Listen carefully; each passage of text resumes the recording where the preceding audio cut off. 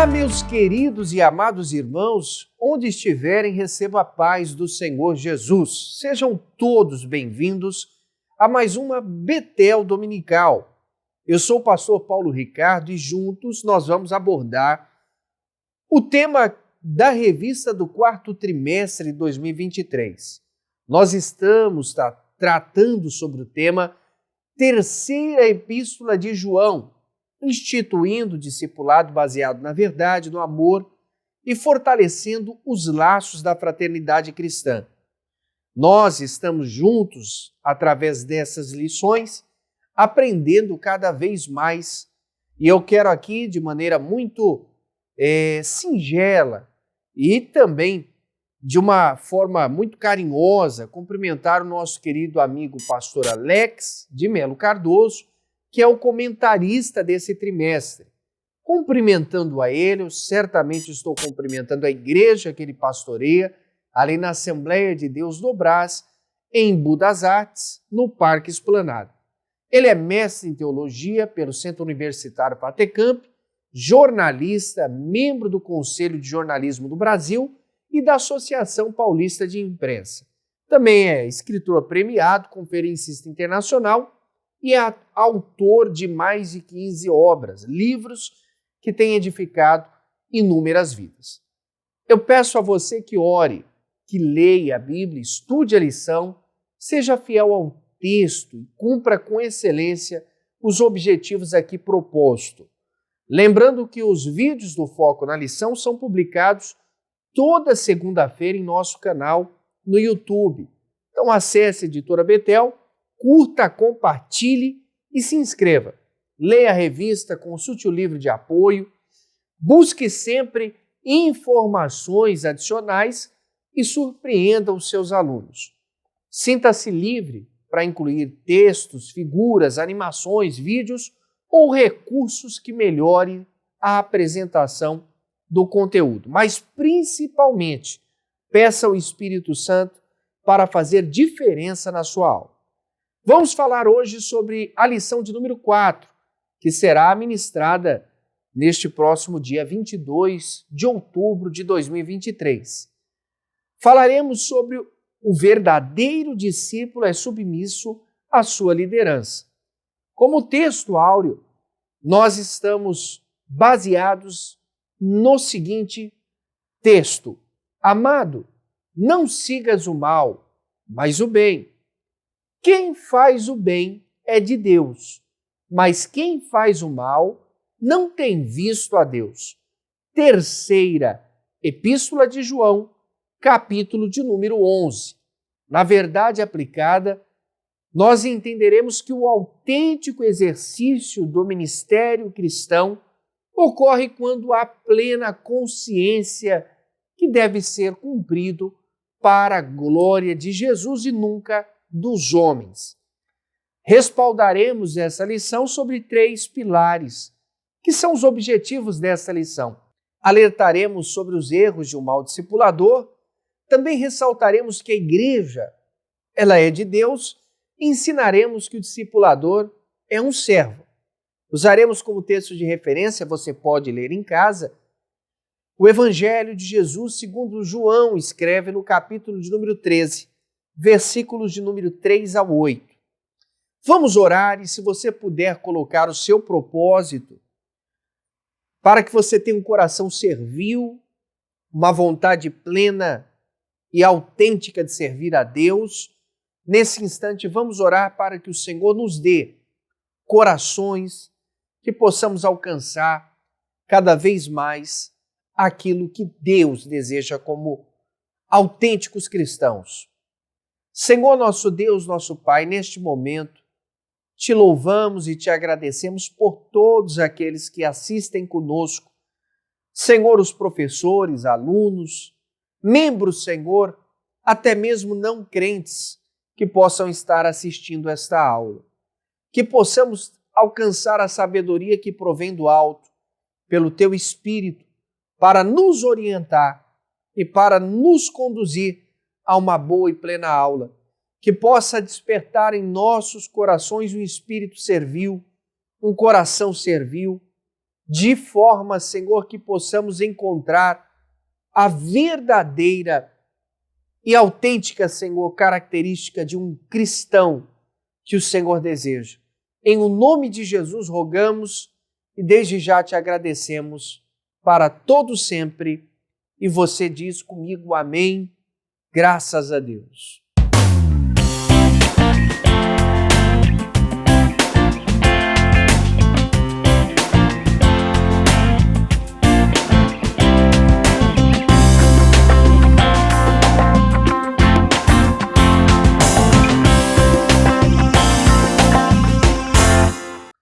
Queridos irmãos, o critério de Deus para que alguém se torne um discipulador é contrário daquilo que nós pensamos ou que as pessoas, de certa forma, pensam.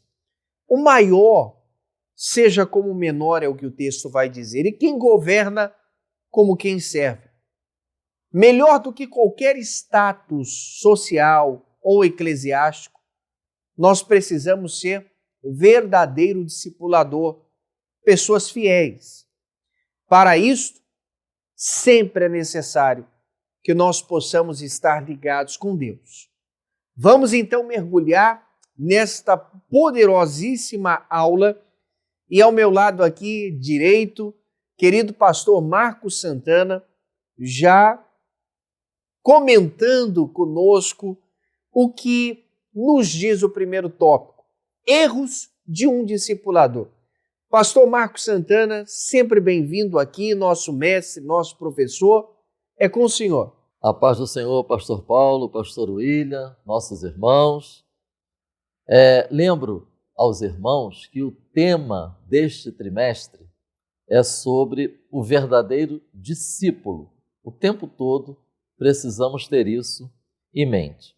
E como nós estamos analisando vários aspectos do discipulado, é relevante nós pontuarmos agora esses dois aspectos. Primeiro, o discipulado é um processo, então se estende ao longo de toda a nossa jornada cristã.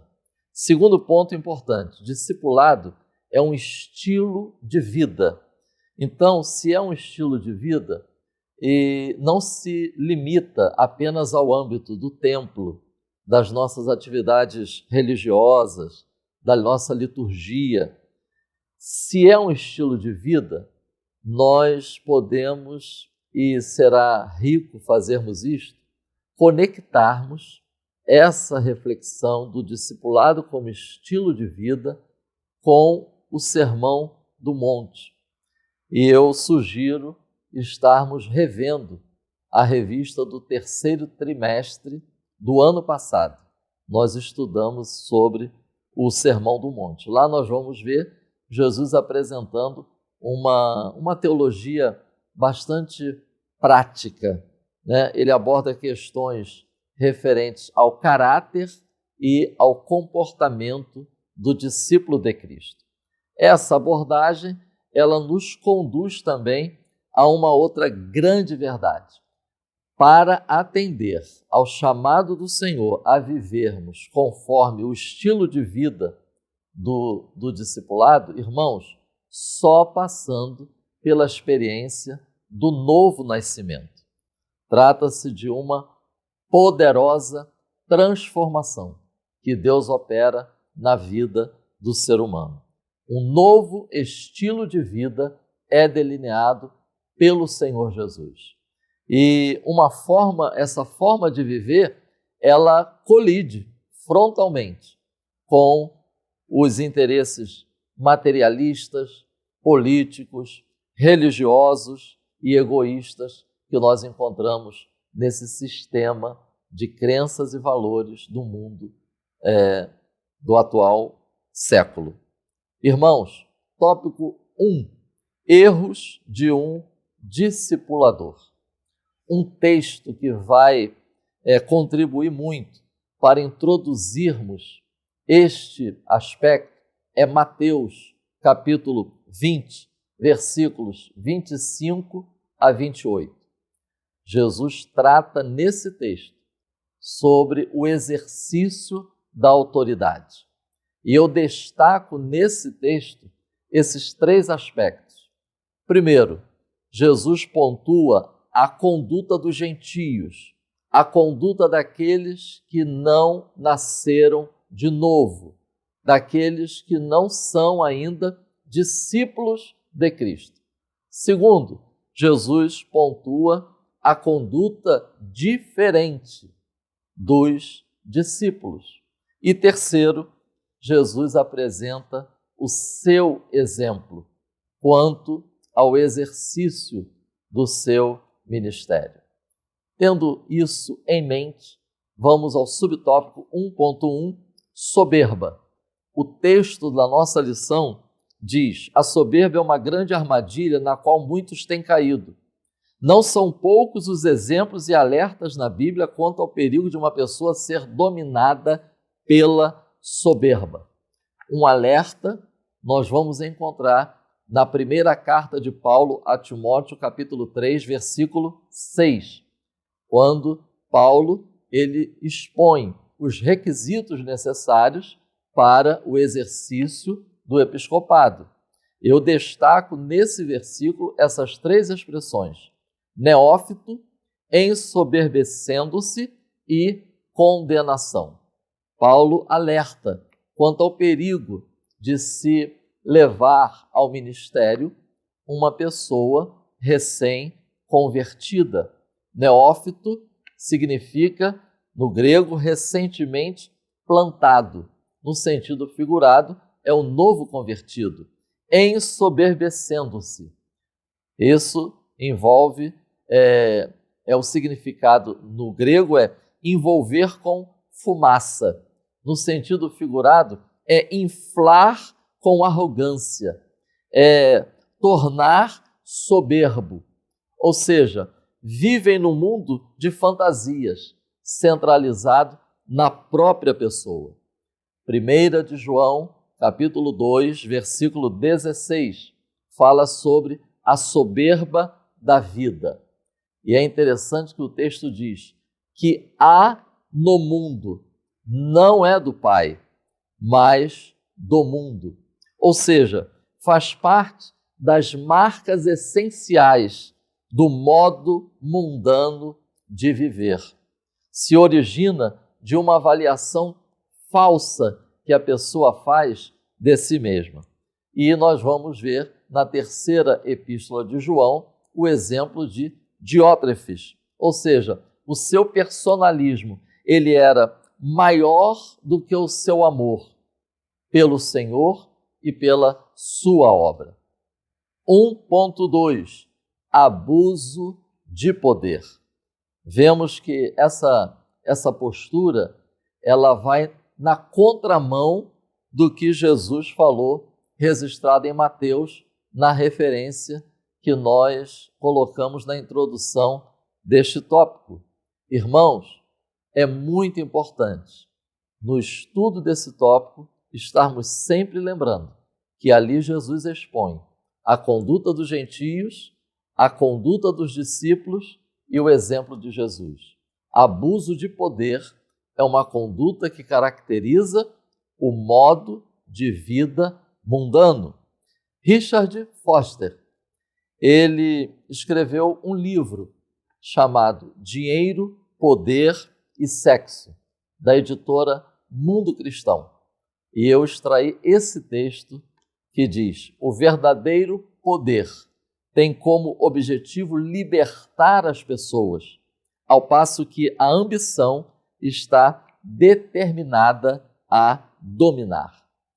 Interessante, irmãos, porque Deus já alertara o seu povo de Israel sobre o perigo do poder excessivo. Não deixem de recorrer a Deuteronômio, capítulo 17, versículos 16 e 17. Deus está preparando o seu povo para viver na terra prometida. E ali Deus, ele fala sobre a conduta do rei que seria estabelecido sobre o seu povo. E aí Deus disse: não pode ser estrangeiro. Segundo, não multiplicar cavalos, porque isso denota justamente o poder excessivo, achar-se autossuficiente. Terceiro, multiplicar mulheres. Nós identificamos aí o aspecto da sexualidade. E multiplicar riquezas.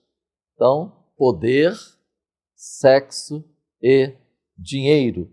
A Bíblia menciona 2 reis que não souberam lidar com a prosperidade, as habilidades e a autoridade. O rei da Babilônia, Isaías, capítulo 14, versículos 12 a 20, e o rei de Tiro, Ezequiel, capítulo 28, versículos 11 a 19. Também desse livro de Richard Foster, Os Inimigos do Poder. Ele identificou pelo menos 3.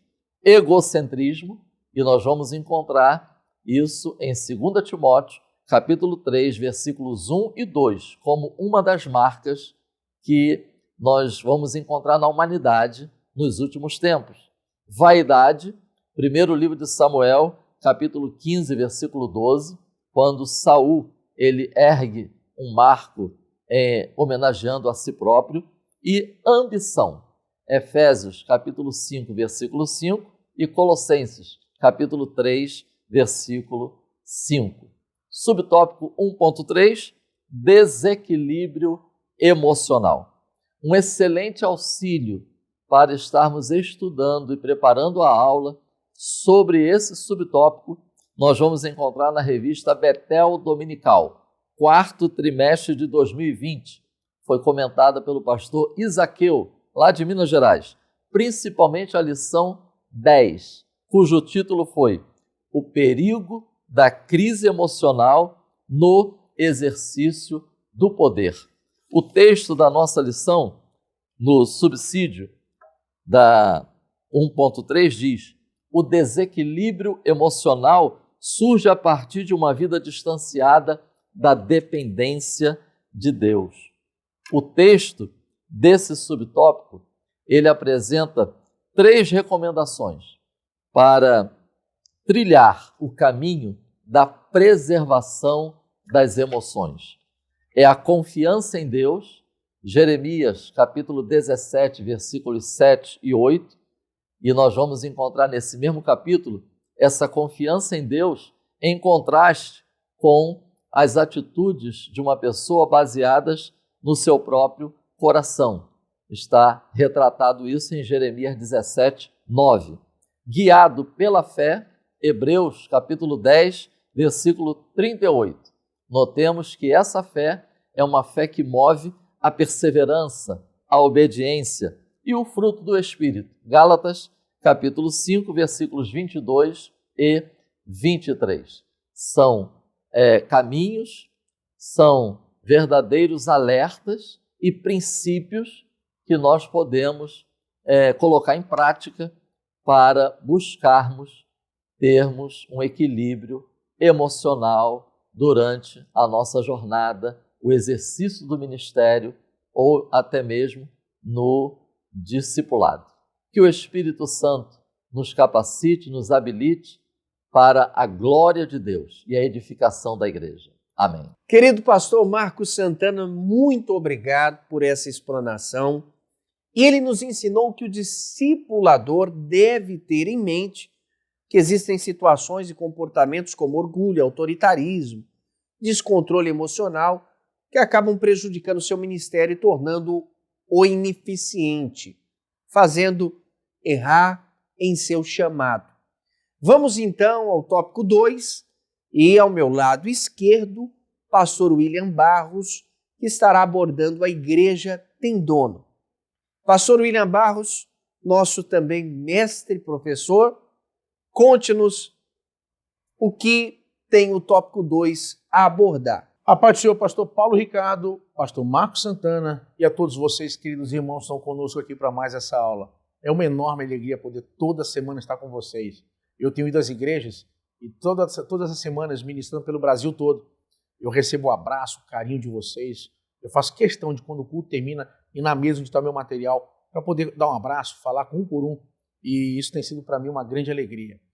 Meus irmãos, inclusive, eu quero anunciar aqui rapidinho que dia 20, 21 e 22 nós estaremos em Brasília, mais precisamente em Águas Claras, na região satélite ali de Brasília, com o querido pastor Wellington Silva. Nós estaremos no grande evento sobre o livro do Apocalipse. Vai ministrar sexta-noite o pastor Napoleão Falcão e eu vou ministrar sábado de manhã e de noite e domingo pela manhã e à noite eu prego. É também o aniversário da igreja. Então vai ser um grande evento. Você que é da região aí toda de Brasília, região satélite, Samambaia, Sul, Norte, Ceilândia, o pessoal dessa região toda aí, vamos todo mundo para lá. Águas Claras, nós vamos estar lá junto ministrando, vai ser um grande evento. Garanto a você, sua vida vai ser impactada pela palavra de Deus. Tá? Então aguardamos vocês lá. Um grande abraço aí ao pastor Wellington. Meus irmãos, a lição de hoje é provavelmente de todos que nós estudamos até aqui, essa quarta lição, é talvez a mais prática, digamos assim, do ponto de vista doutrinário. E ela traz uma mensagem severa, de grande advertência.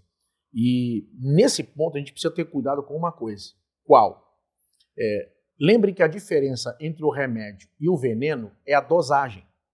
E é muito possível que pessoas mal intencionadas ou neófitos, influenciados muitas vezes por pessoas ruins, possam aproveitar uma lição como essa para meramente usá-la para bater em líderes e pastores. E outras pessoas, de forma superficial, olharem a lição de hoje meramente como uma mensagem para líderes e deixarem de perceber que cada um na sua esfera, cada um tem sua responsabilidade diante de talentos, diante de dons e diante de funções que exercem na casa de Deus.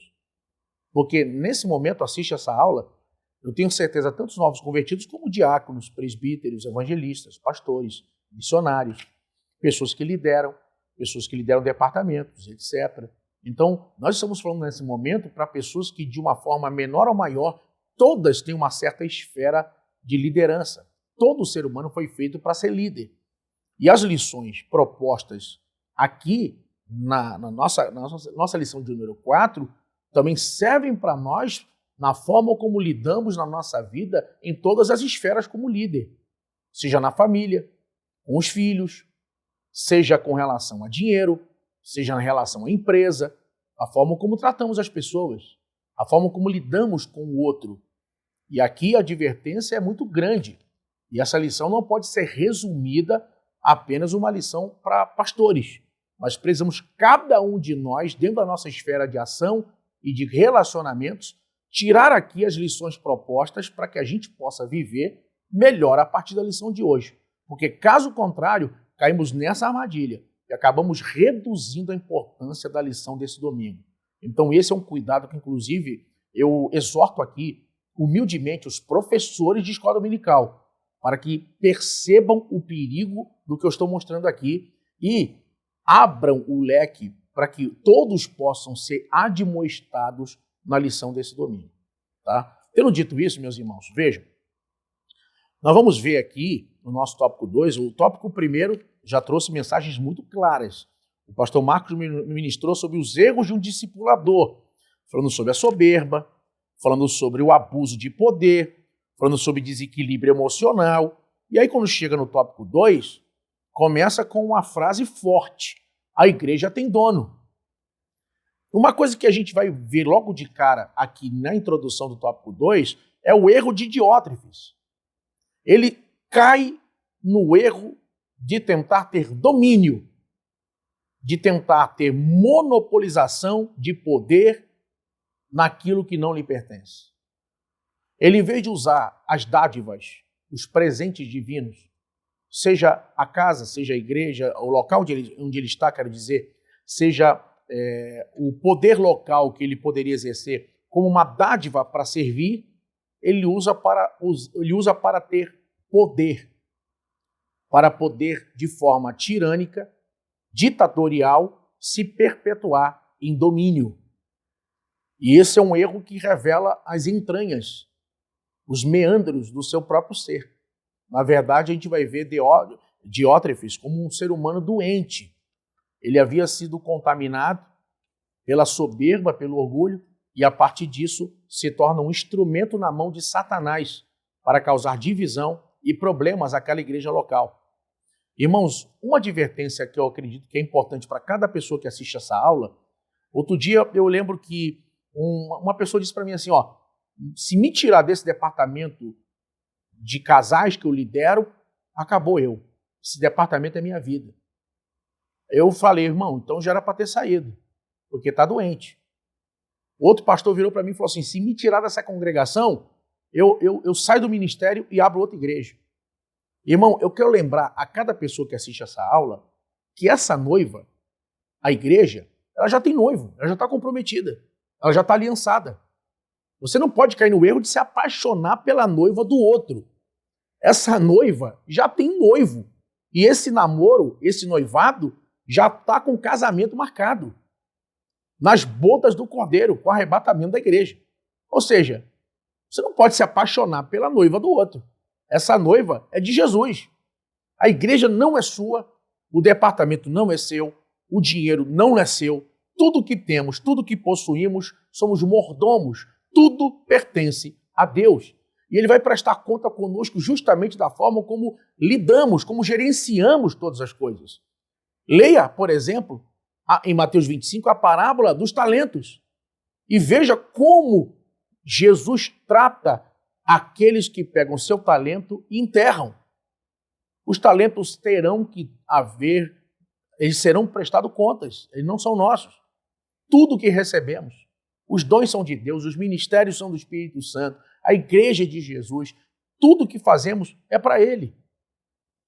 Agora, no nosso tópico 2.1, 2.2 e 2.3, o nosso autor deixa claro que, na verdade, o dono é Deus. E ele aponta aqui para a Trindade, falando do Pai, do Filho e do Espírito Santo. Sendo a igreja de Deus, sendo o Pai o dono da igreja, nós vemos em Apocalipse capítulo 1 que a igreja é retratada como reino e sacerdote. Isso significa que a igreja é identificada como corpo espiritual, corpo de Cristo na terra. Ou seja, a missão, a vocação da igreja na terra é para justamente desfazer as obras do diabo, ser luz para as nações e propagar Jesus na terra. A igreja, ela é de Deus. Sendo de Deus, tenha certo uma coisa. Enquanto estivermos em Deus, enquanto estivermos ligados em comunhão ao corpo, a igreja de Jesus é invencível.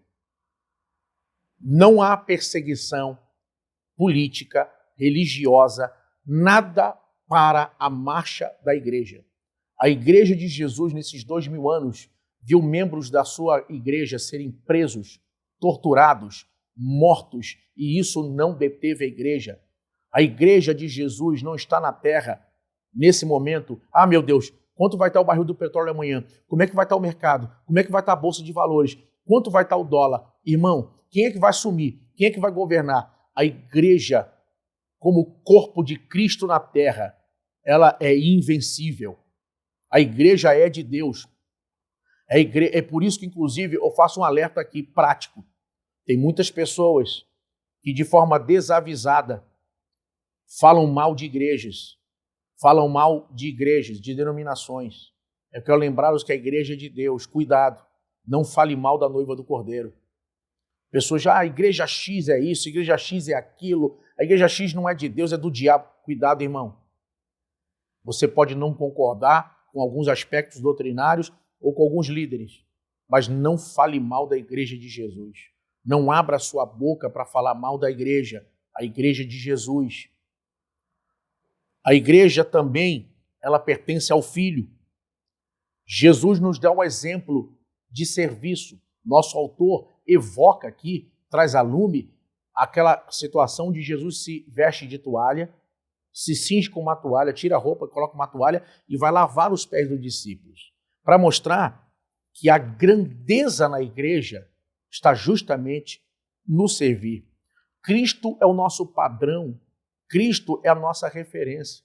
Irmãos, eu pergunto a você que assiste essa aula, quem são os grandes líderes? Quem são as pessoas que mais marcam a história da igreja e da vida de pessoas? Não são justamente aquelas que servem? não são justamente aquelas que usam sua posição, que usam seu talento, que usam a sua vocação em prol de vidas, em prol de servir, em prol justamente de glorificar a Deus com aquilo que possuem. Aprenda isso, irmão. A posição que Deus nos coloca, muitas vezes, de uma posição mais elevada, quanto mais você sobe, mais você serve. Quanto mais você cresce, mais pessoas você ajuda. Você não pode fazer, como disse Charles Spurgeon, a posição elevada como uma rocha tarpeiana. O que significa isso? No período do Império Romano, pessoas eram lançadas lá de montanhas de uma rocha. Condenados eram amarrados, iam para a beira da rocha e eram jogados lá de cima. Essa rocha chamava-se de rocha tarpeiana. Tem pessoas que subiram para cair. Deus não fez você para isso. Não se isole. Sabe? Não se isole. É muito comum pessoas começarem a ter certas posições elevadas em alguma área e começarem a se isolar. Não se isole. Você precisa ter relacionamento com outras pessoas. Você, por exemplo, se você é pastor, você precisa conversar com outros pastores. Você precisa ter relacionamento também com pastores de outros ministérios, ver o que eles pensam, conversar, ter comunhão, sabe? Ouvir outras pessoas, começar a ser admoestado, participar de escolas bíblicas, participar de seminários, não só quando você ensina, não só quando você prega, para sentar também, para ser admoestado, porque isso é importante. A gente precisa ser renovado, a gente precisa ser lapidado. Sabe, a gente não pode perder de foco o modelo de Jesus. Jesus é o cabeça da igreja, é nossa obrigação parecer com Jesus. Se não parecemos com Jesus, não somos corpo de Cristo. Se não parecemos com Jesus, podemos ser qualquer coisa, só não somos igreja. E finalmente, o nosso tópico 2.3, ele vai falar sobre a nossa relação com o Espírito Santo. Queridos, o Espírito Santo está com a igreja desde o início da sua fundação. O relacionamento com o Espírito Santo é uma sine qua non, é uma condição indispensável, como diriam os romanos. Ou seja, assim como o corpo físico, sem o Espírito dentro dele, é apenas um cadáver, a igreja, sem a presença do Espírito Santo, está morta. Nós não podemos viver, não podemos pregar, não podemos fazer esta grande obra que fomos comissionados para fazer sem o Espírito Santo. Se alguém acredita de verdade que pode fazer a obra de Deus, que pode pregar, que pode ensinar, que pode fazer igrejas, que pode fazer qualquer coisa, sem o Espírito Santo, ou é tolo, ou é louco. Porque não há como ser igreja na terra e fazer a diferença e vencer o reino das trevas sem o Espírito Santo. O Espírito Santo está conosco agora, neste exato momento. Eu posso sentir a sua presença aqui nesse momento, enquanto ministro a você. Se você, por alguma razão, está vazio, se você está diante de grandes e enormes desafios na sua caminhada, peça agora ao Paráclito, peça agora ao Consolador, peça agora ao Espírito Santo, diga: Espírito Santo, eu dependo totalmente de Ti. Socorre-me, dirige-me, me enche da Tua presença e do Teu poder. Se você estiver cheio do Espírito Santo, se você estiver em comunhão com o Espírito Santo, tudo vai dar certo. Termine essa aula de hoje orando, dizendo: Espírito Santo, me enche de Ti. Que Deus te abençoe, em nome de Jesus. Pastor William Barros, muito obrigado. Explanação maravilhosa. Eu ensinei que devemos cuidar da igreja com toda deferência e temor, sabendo que ela tem dono e que um dia ele virá para buscá-la. Este dia está mais do que próximo, é a nossa esperança. E como servos da Igreja de Cristo, o tópico 3 abordaremos: o discípulo serve propósitos. Jesus é um exemplo perfeito de um servo fiel. Quando ele lava os pés dos seus discípulos, ele ensina a agir segundo o padrão do reino dos céus. E é de fato tudo isso que ele nos explica o real motivo e o propósito, que é de servirmos. Primeiro, abordaremos no 3.1 estruturar o corpo e fortalecer, ou estruturar e fortalecer o corpo. Desde o Antigo Testamento, nós vemos o Senhor Deus revelando, agindo, estabelecendo liderança, ordem em variedades e funções distintas, enquanto conduzia todo o povo passando por Israel, pelo deserto, preparando este povo para habitar na terra prometida, instruindo acerca da vida religiosa. Estes princípios também, que estavam presentes, acabam nos edificando hoje. Precisamos compreender que o Senhor chama como cabeça da igreja e os membros para compor este corpo maravilhoso e fazer com que a igreja possa estar trilhando caminhos que alcancem cada vez mais a vontade plena de Deus. A nossa maior esperança é que um dia possamos ser completos, vivendo com Cristo para sempre. Mas enquanto o dia de Cristo não surge para nós, nós precisamos entender que somos parte atuante dele nesta terra, de formas que ele, como cabeça, e nós, como membros deste corpo, precisamos compreender a ordem hierárquica. Precisamos compreender que cada um serve de alguma forma e nenhum serviço aqui é abolido. Portanto, no 3.2 abordaremos fazer a igreja avançar, que é um dos propósitos. Jesus ensina que veio servir e não ser servido em Marcos capítulo 10, versículo 45. Isso é muito mais. Ele fez para que a igreja avançasse e outros discípulos fossem formados também. Em Marcos capítulo 16, versículo de número 15. Nós precisamos compreender isto.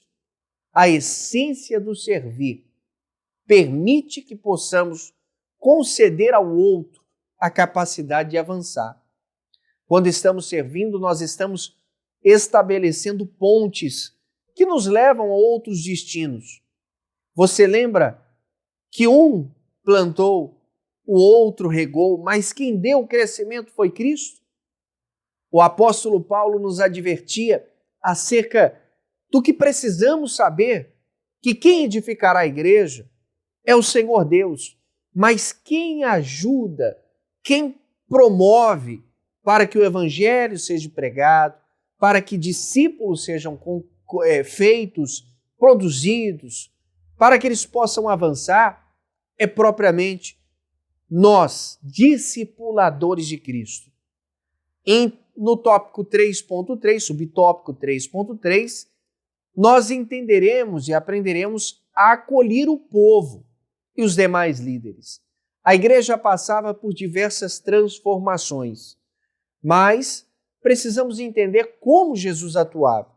Jesus escolheu e acolheu discípulos e lavou os pés deles, dos discípulos. A hospitalidade é uma das marcas do cristianismo. Depois você abra a Bíblia e leia em Hebreus capítulo 13, versículo de número 2. Para poder cumprir este propósito que Deus tem para conosco, nós devemos entender, compreender que Jesus é o ponto central de tudo. E embasado pelas suas ações, nós podemos sempre entender que Cristo é o modelo ideal para todos nós seguirmos. Você quer ser um servo de Deus com sucesso e de sucesso? Não lute para ser visto, lute para servir. Quando você serve, o Deus Todo-Poderoso é capaz de te promover e te colocar em lugares para que você desempenhe um novo serviço, mas para que o nome do nosso Deus seja glorificado. Eu queria que você compreendesse isso e entendesse que os planos de Deus para a sua vida são maiores do que aquilo que você espera e do que sua própria convicção tem. Concluímos então nesta poderosa lição que não há como ser um discipulador da Igreja de Deus sem ter disposição de seguir a liderança exercida por Jesus. Isso porque o poder de um discipulador jamais será baseado em critérios humanos, como acontece com outras instituições, mas fundamentalmente segundo o reino dos céus. Vamos, neste momento, orarmos a Deus, pastor William Barros, dirigindo a Deus esta oração, e nós já voltamos para agradecer a você que está conosco. Lembrando que eu peço que você curta, compartilhe, siga, assine, também clique no sininho para que você receba todas as informações que a Editora Betel tem promovido através deste canal, Editora Betel. Deus te abençoe. Vamos orar, vamos falar com Deus, pastor William Barros. Oremos, queridos irmãos. Senhor Deus, nós ouvimos tudo atentamente o que nos ensinou a lição de hoje, com temor e tremor. Pedimos, ó Deus, humildemente, em total dependência de Ti, que possamos assimilar as lições hoje aqui propostas e aprendidas, para que possamos, ó Deus, viver em modéstia e humildade diante, ó Deus, da excelência da glória de Deus, entendendo que somos mordomos, que tudo pertence a Ti. Nós louvamos o Teu nome e Te engrandecemos em nome de Jesus. Amém. Muito obrigado, e eu quero aqui agradecer aos meus companheiros e também a você, querido professor e aluno. Meu abraço carinhoso. Eu quero aqui lançar um desafio a você para estar mandando aqui neste link abaixo, que está descrito, a Escola Bíblica Dominical, a sua classe. De onde você é? Diga, nós somos da igreja. Aí você escreve qual é a igreja. Do estado, qual é o estado.